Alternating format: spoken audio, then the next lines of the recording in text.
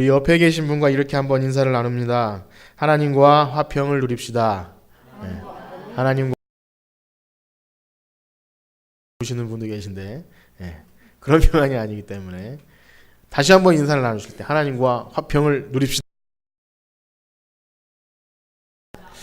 감사합니다. 우리는 로마서 1장에서 4장까지 이렇게 보았습니다. 내용을 짧게 요약하면 우리와 같은 사람들이 어떻게 주님을 믿는 신자가 되었는가, 그런 물음의 대답은 바로 율법에 하나님의 한 의가 나타나서 그 한 의는 예수 그리스도의 대속의 죽음으로 말미암아 죄로 죽었던 우리들이 하나님의 진노에서 그 값을 대신 치러주셔서 이제 의롭다고 인정해 주셨다, 이렇게 선포된 거예요. 그래서 그것을 두 글자로 하면 칭의입니다. 칭의, 의롭다, 칭해 주셨다. 그리고 이신칭이라고도 합니다. 믿음으로써 이렇게 된다.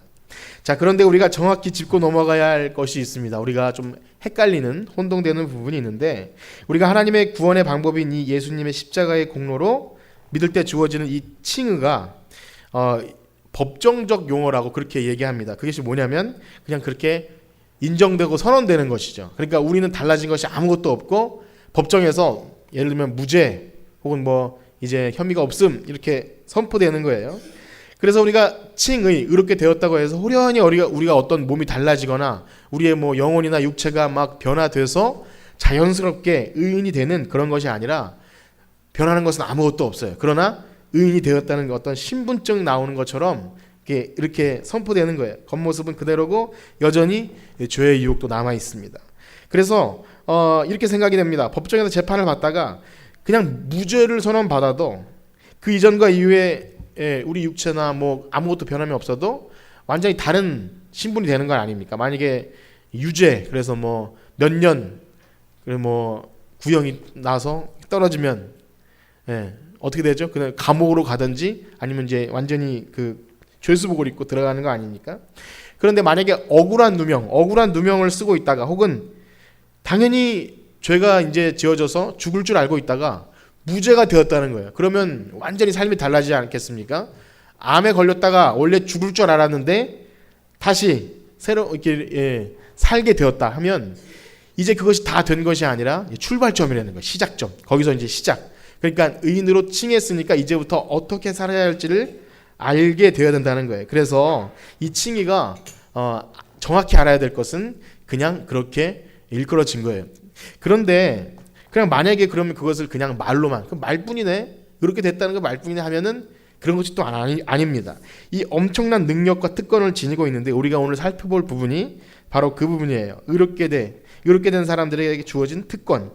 자, 이제 법정에서 죄가 없다고 선언된 사람들에게 더 이상 죄수복을 입지 않을 뿐더러 어떤 죄의 물음 그런 것이 없지 않습니까? 근데 그것뿐만이 아니라 그 사람이 어떻게 살아야 될지, 이제는 우리의 신앙생활이 이제 하나님 만날 때까지 그럼 이제 의롭게 된 사람은 어떻게 살아야 되는가, 그것이 아마 우리의 신앙생활의 모습일 거예요. 우리가 신앙생활을 한다고 한다면 이제 의인된 사람이 어떻게 이 땅에서 남은 이 여생을 살아야 하는가, 그래서 이것이 첫 발걸음이고, 그렇기 때문에 우리에게 주어진 특권이 무엇인지 그것을 정확히 알아야 합니다. 그것을 정확히 알고 오늘 이 말씀대로 살아가는 여러분들 되시길 축복합니다.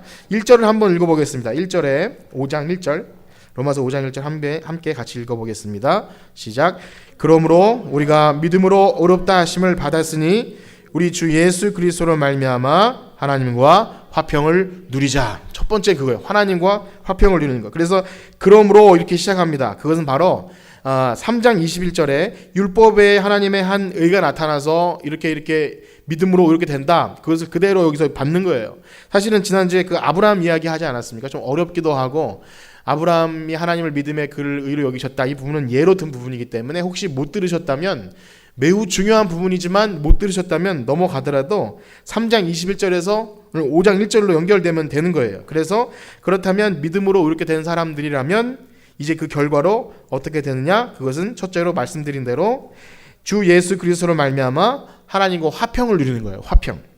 이 화평이 우리가 잘 알고 있는 히브리어 구약 성경에는 샬롬이라고 나오고 여기 헬라어는 에이레네라고 나오는 그런 화평이에요. 그래서 이 화평, 평안은 세상으로부터 오는 것이 아니라 예, 하나님으로부터 오는 거예요. 하나님으로부터. 그래서 예수님이 이렇게 말씀하셨어요. 요한복음 14장 27절에 보면 평안을 너희에게 끼치노니 나의 평안을 너희에게 주노라. 내가 너희에게 주는 것은 세상이 주는 것과 같지 아니하니라. 이렇게 말씀하는 거예요.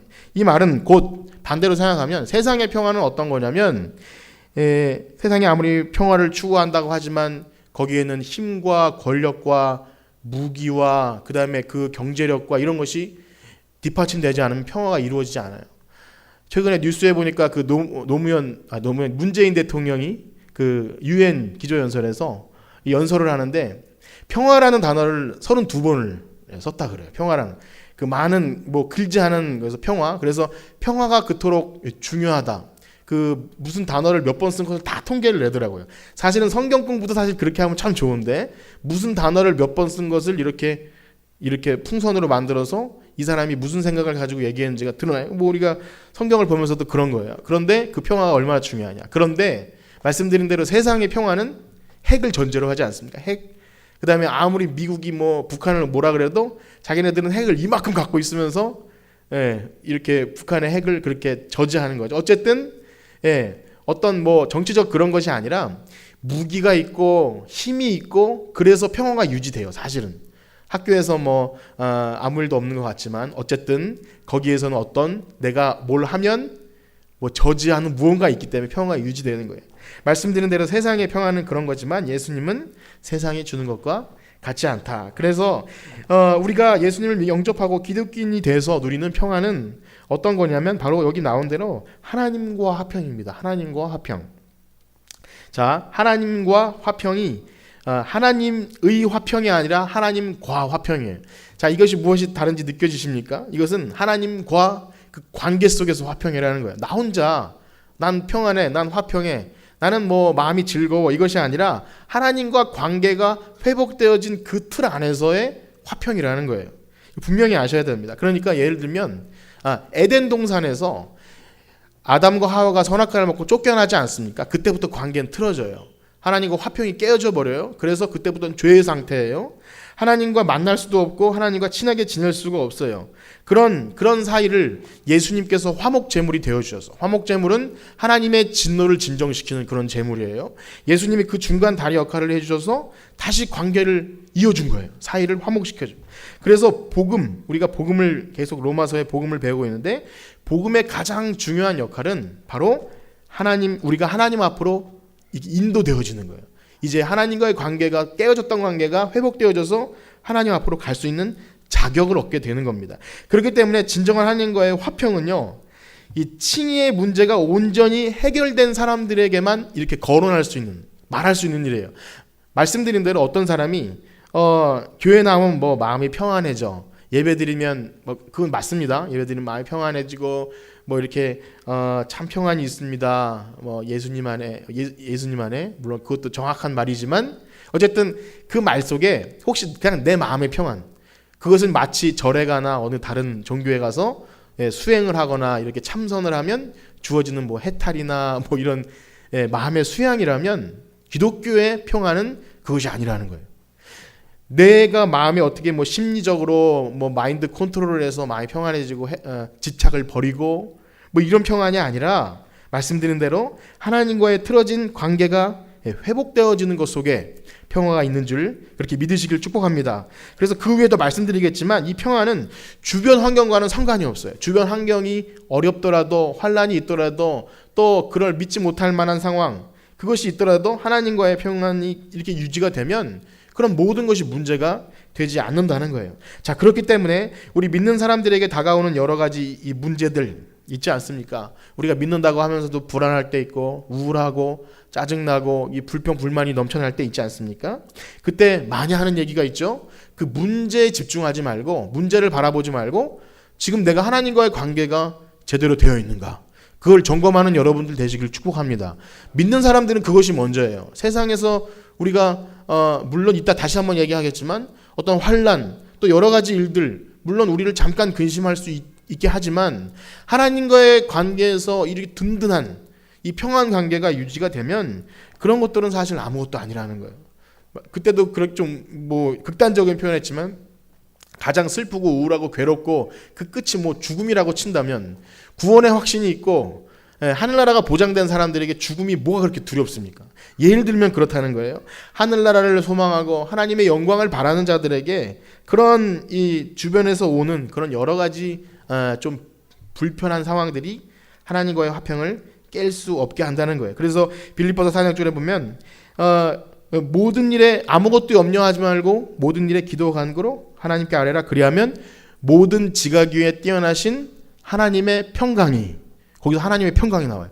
하나님의 평강이 너희 마음과 생각을 지키시리라 이렇게 나옵니다. 그러니까 하나님의 평강이 그 문제를 해결해 주시리라. 그것보다는 너희 마음을 지켜준대요. 그러니까 우리 마음이 문제인 거예요. 하나님과 관계에 틀어진 그 마음이 문제지.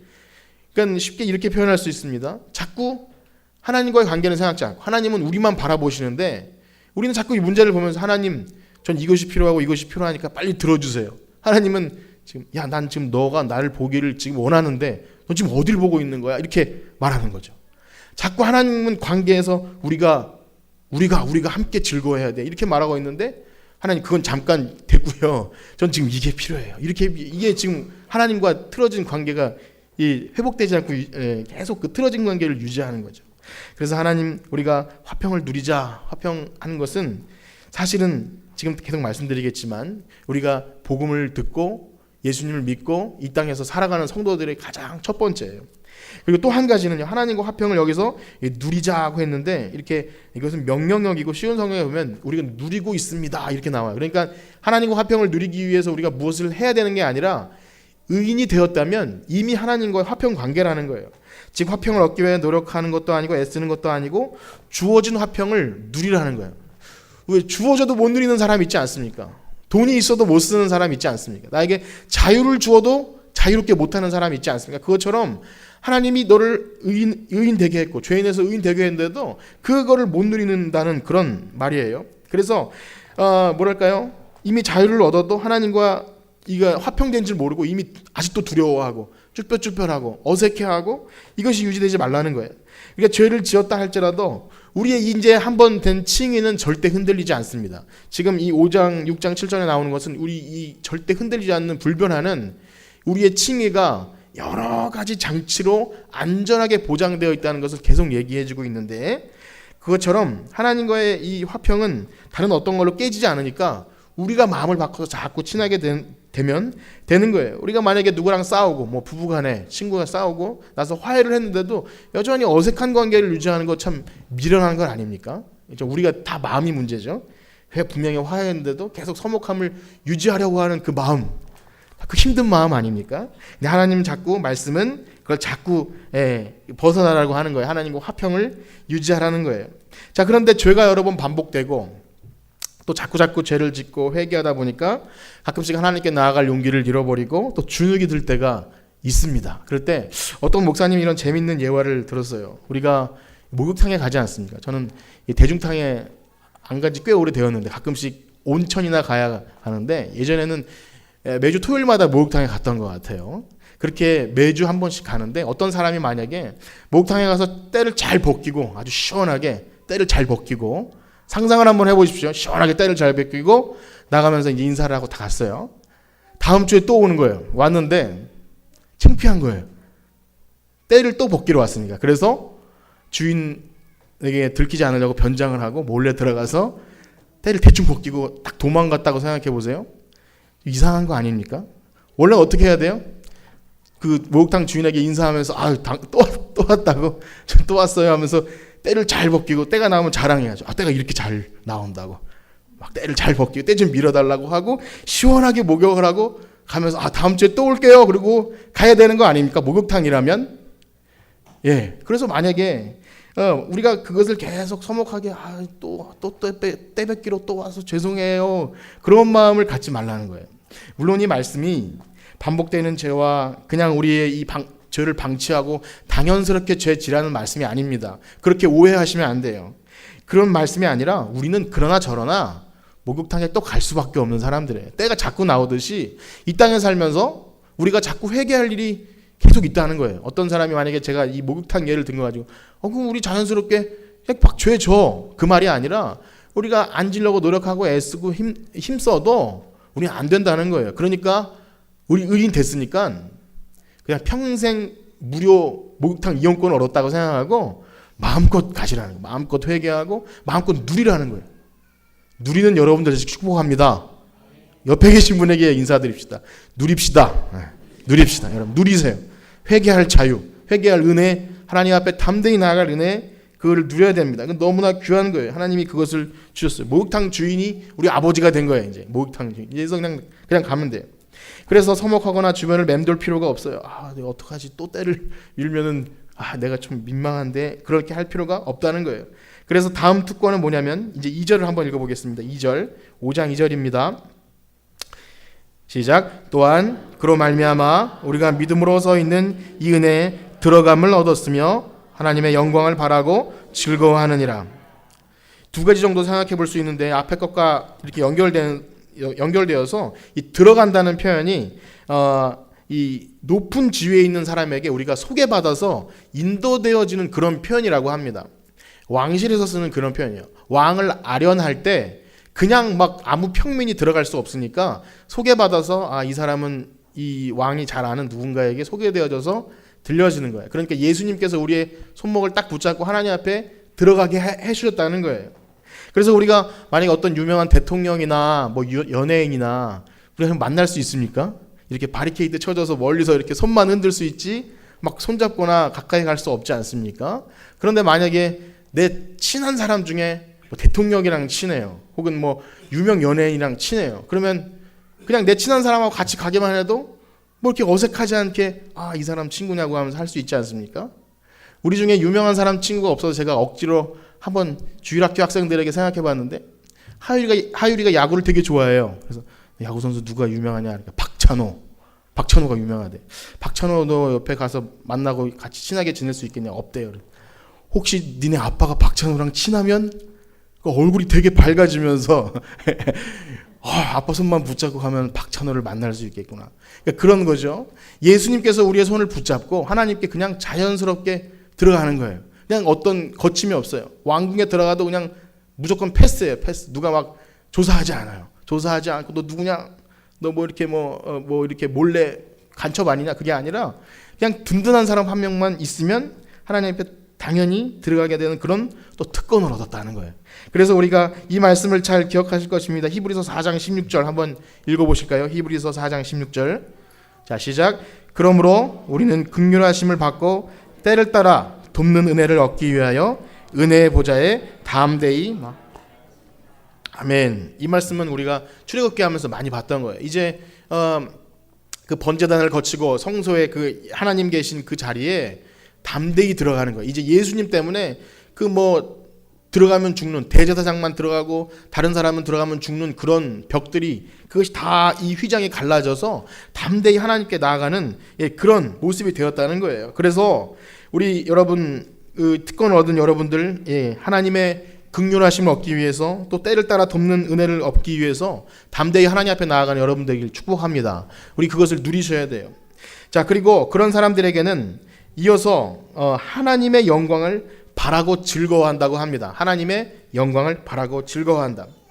그래서 이것이 어찌 보면 진정 믿음으로 오르게 된 사람들의 특권이면서 궁극적으로 마지막에 바라지는 거예요. 마지막에 이루어지는 것.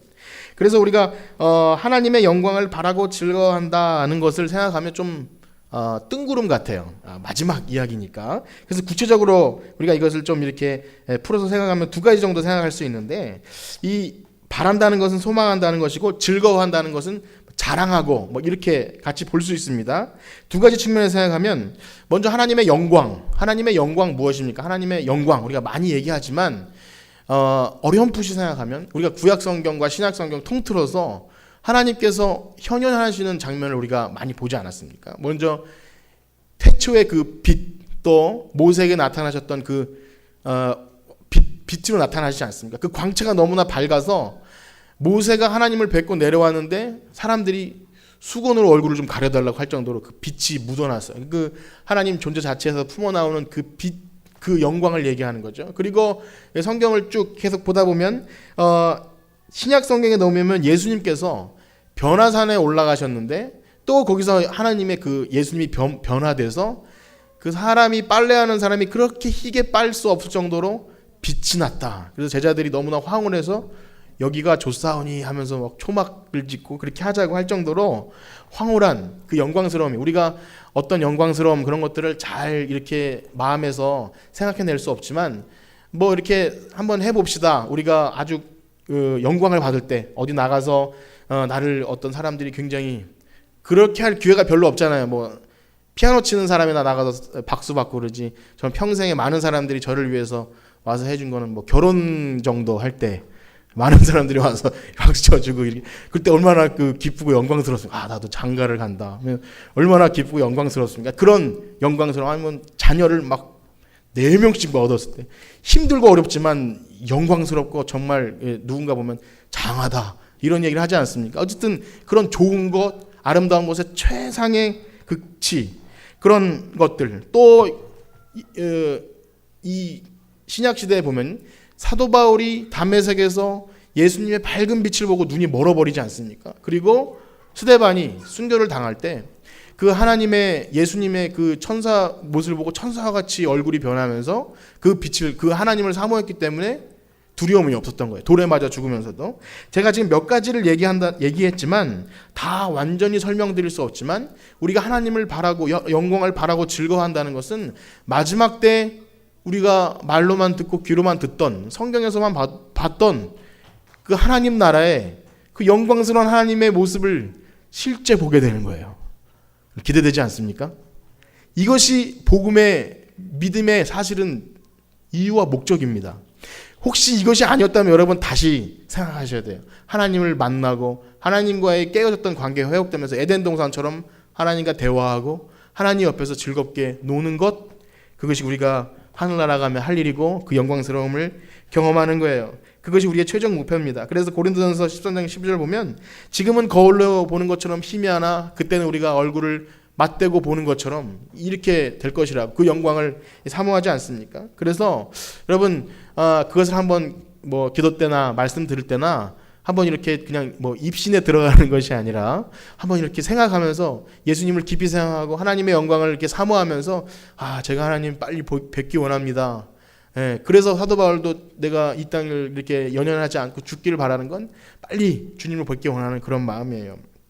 만약에 이 땅의 사람들이 세상의 영광은 뭡니까? 아까 말씀드린 대로 뭐 내가 어떤 뭐 찬란한 보석을 가지고 있어, 또 어떤 명예가 있고 사람들이 박수 쳐주고 하는 그런 세상의 학력과 명예와 이런 것들을 추구했던, 그 영광을 추구했던 사람들이라면 그것 때문에 하나님의 영광을 사모하지 않게 되는 거예요. 그러니까 그 반대로 한번 생각해 봅시다. 우리가 하나님의 영광을 사모할 수 있는 건 또 이따 말씀드리겠지만 어려움이 있어야 돼요. 환난이 있고 힘듦이 있고 부족함이 있어야 하나님의 영광을 더 사모하게 됩니다. 자, 두 번째로 이것이 하나님의 영광을 사모하게 되는 것과 동시에 이제 장차 우리도 이 영광스러움에, 우리의 몸도 우리도 그 영광스러움에 들어가게 된다는 것을 또 소망하게 된다는 거예요. 우리가 로마서 3장 23절의 말씀 보면 이런 말씀이 있습니다. 모든 사람이 죄를 범하였음에 하나님의 영광에 이르지 못하였다. 여기서 하나님의 영광에 이르지 못하였다는 것은 그전에는 하나님의 영광에 이르렀다는 거예요. 그 뭐냐면 말씀드린 대로 에덴 동산에 그 죄가 없는 상태, 무죄 상태에서 하나님과 대면해도 죽지 않는 그 무죄 상태가 있었다는 거예요. 너무 생각만 해도 저는 설레고 기대됩니다. 이 땅에 살면서 이 죄의 유혹과 자꾸 실수하고 넘어지, 지난주에 주여 처음에 가사 어떻게 시작하죠? 야 주여 나는 연약합니다. 오늘도 실수합니다.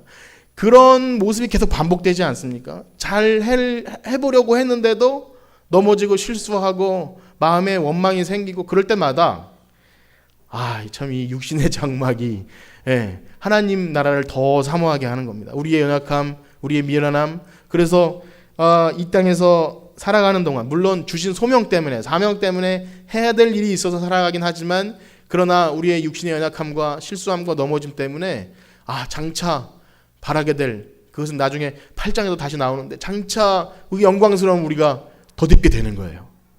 여러분 기대하고 소망하기를 축복합니다. 그것이 우리가 믿는 궁극적인 이유와 목적이에요. 그래서 우리 신자들은요, 이 소망들 때문에 오늘을 살아갑니다. 오늘 예배 드립니다. 오늘도 예배 드리러 나올 때, 한 주 이렇게 돌아올 때, 아우, 벌써 주일이 돌아왔네. 이런 게 아니라, 벌써 주일이야? 막 이렇게, 왜 주일이 돌아오지 않지? 예배 드리러 가야 되는데, 여러분, 그렇죠? 첫 번째입니까? 두 번째입니까? 아우, 주일이 왜 이렇게 뭐, 제삿날 없는 사람 제삿날 돌아오듯이. 이게 아니라, 빨리 예배드리러 가야 되는데, 빨리 믿는 성도들 만나야 되는데, 그래서 이 성도들의 교제가 즐겁고 성경 공부가 즐겁고 그렇게 돼야 돼요. 그것이 영광을 사모하고 이 땅에 소망을 두지 않는 성도들의 삶이죠. 그래서 지난주에는 우리 형제들이, 남자 형제들이 모여서 이 공을 찼는데, 전 공 차는 거 별로 안 좋아하는데 재밌더라고요. 예, 재밌어요. 같이 이렇게 막 웃고 떠들고 이렇게 공 차니까 너무 좋은 거예요. 운동도 운동이지만 함께 교제하는 그런 것들이 너무 즐거워서 누가 하지 말라고 하지 전에는 좀 계속 하고 싶다, 이런 생각이 듭니다. 그 교제들, 그런 거 저는 정말 그래요. 저는 공차는 거 싫어합니다. 그냥 가만히 누워있는 거 좋아하고 움직이는 거 싫어하는데, 거기서 1시간 공차하는데 너무 즐겁고 행복해요. 예. 물론 먹을 것도 먹었기 때문인지도 모르겠지만, 그런 즐거움, 이 땅에서 우리가 그런 즐거움들은 천국을 바라고 소망하고 이 믿는 사람들이 함께 하나님 나라 갈 형제들이구나, 이렇게 생각할 때 극대화 되는 것이죠. 이제 마지막으로 그러한 믿음으로 그렇게 된 사람들에게, 마지막입니다. 그런 사람들에게 이제 환난이 있습니다. 환난. 그래서 의문이 들죠. 우리가 그럼 천국을 사모하고 즐겁게 지내고 그러면 좋겠는데 왜 환난이 있는가? 자, 그러나 그런 놀라운 특권이 이 땅에 주어지는데, 환난이 있다 할지라도 어떻게 되냐면 5장 3절과 4절을 한번 읽어보겠습니다. 로마서 5장 3절과 4절 시작. 다만 이뿐 아니라 우리가 환난 중에도 즐거워하나니 이는 환난은 인내를, 인내는 연단을, 연단은 소망을 이루는 줄 알미로다. 아멘. 오늘 아마 여기까지 해야 될 것 같습니다. 그 읽은 본문 다 못하고, 우리가 쉽게 이 기독교인이 됨에 따라 얻어지는 것, 그 부수적으로 얻어지는 것에 대해서 착각하기 쉬운 것은, 우리가 예수님을 잘 믿으면 뭔가 형통하고 물질적으로도 좀 복을 받고 건강해지고 이런 것이 당연히 따라오는 것, 물론 좀 이렇게 좀 줄타기 하듯이 그런가 안 그런가 의문을 가지면서도 내심 그런 기대를 많이 갖고 또 그런 걸 조장하기도 했습니다. 많은 부흥사 목사님들과 많은 교회 목사님들, 물론 그것이 이 땅에 살아가면서 필요한 것이긴 하고 우리가 그것을 바라고 소망할 수 있지만, 어려운 중에 하나님 물질적으로도 어렵습니다. 기도할 수 있지만, 복음, 우리가 지금 얘기하고 있는 이 복음에 따라오는 부수적인 것은 아니라는 거예요. 구약 시대에는 물론 가시적으로 하나님이 함께 하시는 증거로 풍요로움이 왔습니다. 그러나 그것도 절대적이지 않아요. 오히려 구약 성도들에게 이 풍요로움 때문에 저주의 길로 간 경우를 많이 보게 돼요. 그래서 다윗도 예수님을 예표하는 다윗도 고난당하는 것이 내게 유익이다. 오히려 고난이 없고 행복하고 즐거운 솔로몬 시대나 금방 그 멸망의 길을 걸어가는 것을 보게 됩니다. 그러나 신약은 복에 관해서 조금도 그렇게 말하는 것이 한 군데도 없어요. 오히려 심령이 가난한 자가 복이 있고 애통하는 자가 복이 있고, 쭉 가다 보면 나를 위하여 너희를 욕하고 핍박받고 모든 거짓으로 너희를, 그래서 모든 악한 말을 할 때 복이 있다 그래요. 그러니까 복은 뭐예요? 고난당할 때 복이 있다는 거예요. 이것이 여러분 신약 성경 사실은 거의 전체의 주제입니다. 그래서 복음과 함께 고난을 받아야 된다고 사도행전에 우리가 하나님 나라에게 많은 고난을 받게 될 것이다. 특별히 예수님이 이렇게 말씀하십니다. 요한복음 16장 33절을 한번 읽어보겠습니다. 요한복음 16장 33절 시작.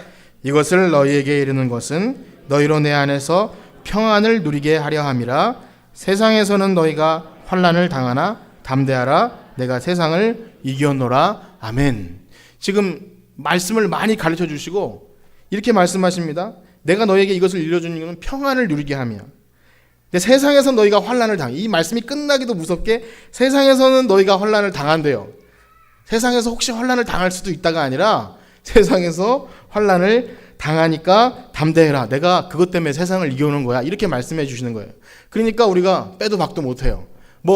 이렇게 조금이라도 얹어갈 수 없어요. 평안을 누리게 하신다는 것이 정말 끝나기도 전에 담대하라고 말씀해 주시고, 베드로전서 4장에는 아주 노골적으로 말씀해 주십니다. 베드로전서 4장 12절 13절입니다. 같이 읽어보겠습니다. 시작. 사랑하는 자들아, 너희를 연단하려고 오는 불시험을 이상한 일 당하는 것 같이 이상히 여기지 말고 오히려 너희가 그리스도의 고난에 참여하는 것으로 즐거워하라. 이는 그의 영광을 나타내실 때 너희로 즐거워하고 기뻐하게 하려 함이라. 아멘. 여러분, 이런 말씀 보셨습니까? 사실 우리가 이런 말씀 어려워하고 사실 쉬운 것만 찾아가려고 합니다. 식당에 우리가 내 시작은 미약하였으나 나중은 심히 창대하리라. 굉장히 좋은 말씀 같죠? 사실은 그거 욥을 비꼬려고 빌다시 한 말이에요. 근데 그런 거는 딱 붙여놓고 신약 성경이 다 고난 얘기인데 나중에 요한 3서 가면 사랑하는 자의 내 영혼이 잘됨 같이 내가 범사에 잘되고, 이것이 예수님 말씀처럼, 예수님 말씀이 아니라 그렇게 축복을 하는 내용이었거든요. 근데 그것이 계시인 양 붙들고 그러는데 사실은 굉장히 많은 부분에서 복음 이후에 곧바로 환난이 있다. 그런데 여러분, 제가 말씀드리고자 하는 것은 이 환난이 그냥 당연히 어려운 그것이 아니라 오늘 지금 5장 3절 4절 읽은 대로 이 환난 때문에 결국 우리의 믿음이 증명이 되고 시금석이 되고 결국 소망을 이루게 된다는 거예요. 의롭다 인정받았지만, 아까 칭의를 얘기했죠. 의롭다 인정받았지만 아직 헷갈려요. 우리의 신분은 그렇게 됐지만 정말 내가 의인인가? 이렇게 헷갈리고 정체성의 혼란이 올 때 환난이 찾아오면 진짜인지 가짜인지가 드러난다는 거예요. 예수님께서 알곡은 곡간으로 쭉정이는 꺼지 않는 불로 던진다고 할 때 그 알곡과 쭉정이가 불시험이 찾아올 때 드러난다는 거예요. 여러분, 불로 연단하여도 없어지지 않을 믿음 여러분이 있길 그렇게 축복합니다. 그래서 주님 뜻대로 살아보려고 하고 경건하게 살려고 애쓰면 고난이 따를 수밖에 없어요. 교회에서도 일을 하려고 하면 고난이 따를 수밖에 없어요. 그냥 가만히 있는 사람 고난 안 당해요. 그러나 일하려고 하고 뭔가 열심히 준비하려고 하고 그래도 뭔가 이렇게 주님을 위해 하면, 물론 애씀으로 뭘 되는 게 아니라 그렇게 뭔가 그래도 누굴 위해 헌신하려고 하면 고난이 찾아옵니다. 그건 당연한 이치예요. 그것처럼 그렇게 고난을 당할 때 자기를 시험해 볼 수 있어요. 기뻐할 수 있는가? 이렇게 힘들고 어려울 때 내가 이러려고 했나 하면서 때려치고 싶다. 혹은 이게 아니라 이것 때문에 내가 주님 당하신 고난을 나도 하는구나. 이렇게 하면 믿음이 자란다는 거예요. 그렇게 소망을 이루게 하신다는 겁니다. 이 고난들을 초대교회 성도들이 당했고 지금 이 로마서를 보고 있는 로마교회 성도들이 그랬고 우리 신앙의 선배들이 그랬어요. 그러면서 정말 정금과 같은 믿음으로 되는 거예요. 그래서 오늘 좀 시간이 없지만 이 환난이라는 말이요, 이것은 그냥 억지로 참아내는 것이 아니라 이런 표현이 있어요. 포도주 틀에서 즙을 짜내듯이 피와 땀과 고통과 눈물을 짜내는 그것이 환난이래요. 그래서 예수님을 영접한 이후에 정말 경건하게 살려고 하고 주님 말씀대로 살려고 하면 환난이 있다는 거예요. 그리고 그 환난 때문에 인내를 할 수 있게 되는데, 이 인내는 그냥 모른 척하거나 이렇게 억지로 참는 것이 아니라 환난 때문에 무엇이 중요한지를 빨리 생각하는 거예요. 예를 들어 집에 불이 나면 제일 중요한 게 결정된다. 불이 나면 빨리 도망갈 때 무엇을 들고 나갈 것이 여러분 있습니까? 집에? 어려움 당했을 때 생명 귀한 걸 그때 아는 거예요. 내가 아무리 집에 좋은 전자제품이 있어도 불 나고 집 쓰러지는데 그거 붙들고 있지 않은 것처럼 환난이 우리를 그렇게 인내할 수 있게 해주고, 그것 때문에 인내가 결국 우리를 연단하는데, 연단은 욥의 고백처럼 나의 가는 길을 그가 아시나니 그가 나를 단련하신 후에 내가 정금과 같이 나오리라 한 것처럼 우리의 인격이 그렇게 성숙된다는 거예요. 이 참 신기하게도 그렇게 되면 우리의 소망이 더 이렇게 두터워진다는 거예요. 소망이 계속 순환하는 거죠. 이 고난 때문에 다시 소망이 더 두터워져요. 그리고 마지막으로 5장 5절을 읽고 마실 텐데요. 5장 5절, 로마서 5장 5절 시작. 소망이 우리를 부끄럽게 하지 아니하면 우리에게 주신 성령으로 말미암아 하나님의 사랑이, 아멘. 이 부분들은 다음에 더 하겠지만 더 확실한 증거는 이 고난 속에서 우리가 즐거워하고 인내하고 연단한 소망함들이 그냥 우리의 인격의 성숙뿐만이 아니라 성령께서 역사하셔서 그거를 마음에 확증시켜 주시는데, 여기서 하나님의 사랑이 우리에게 부음바 되었다는 것은 그냥 이렇게 주전자로 쫄쫄쫄 붓는 그런 것이 아니라 그냥 막 퍼붓다는 거예요. 하나님의 사랑이 우리를 막 게릴라성 폭우에 비가 쏟아지듯이 부어줬기 때문에 결코 흔들릴 수 없다 하는 그런 아주 든든함을 말해주는 겁니다. 이런 성령의 역사와 이런 것들은 로마서에서 이 바울이 계속 반복합니다. 8장에 다시 한번 등장하는데 어쨌든 그런 거예요. 우리가 믿고 의롭다 인정받은 사람에게는 하나님의 영광을 바라고 즐거워하고 하나님과 화평을 누리고, 그런데 곧바로 환난이 있지만 환난은 인내는 연단을 소망을 이루게 할 줄 압니다. 그리고 곧바로 성령께서 이것을 굳건하게 지켜주신다. 그래서 여러분, 말씀을 마치면서 이 찬양을 하기 원합니다. 우리가 아까 평화 얘기했지만 우리 마음속에서 진정한 평화가 넘쳐나길 그렇게 소원하는데, 그것은 바로 주님과 하나님과 화평할 때 가능한 겁니다. 그래서 그것을 소망하기를 축복합니다. 날마다 우리가 이 많이 불렀던 찬송이지만 이 찬송을 통해서 우리가 부르면서 우리 기도하는 마음으로 내 영혼이 그 깊은 데서 맑은 가락이 울려나네. 하늘 위에서 내려오네. 평화로다. 하늘 위에서 내려오네. 그 사랑의 물결이 영원토록 내 영혼을 덮으소서. 그런 마음을 가지고 우리 찬양